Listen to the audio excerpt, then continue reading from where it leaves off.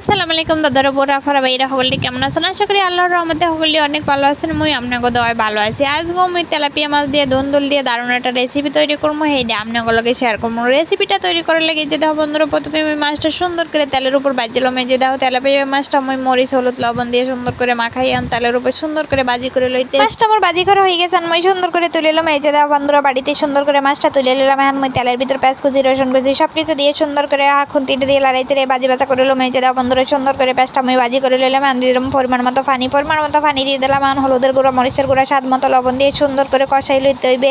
খুন্তিটা দিয়ে লড়াই চেড়ে আমি সুন্দর করে মরিচটা কষাইলাম। এই যে দেখো বন্ধুরা, ময় মশলা সুন্দর করে কষাই নিলাম। আর আমি আলুটা দিয়ে দিলাম। আলুটা সুন্দর করে দিয়ে খুন্তিটা দিয়ে লড়াই চেড়ে এলাম। সুন্দর করে আলুটা মনের মতো করে কষাই লইতে হইবে। এই যে দেখো বন্ধুরা, খুন্তিটা দিয়ে লড়াই চেড়ে আমি সুন্দর করে মনের মতো করে কষাই লইলাম। আমি দিয়ে দিলাম পরিমাণ মতো পানি। এই যে দেখো বন্ধুরা, পরিমাণ মতো পানি দিয়ে দিলাম। আমি ঢাকনা দিয়ে ঢেকে দেবো।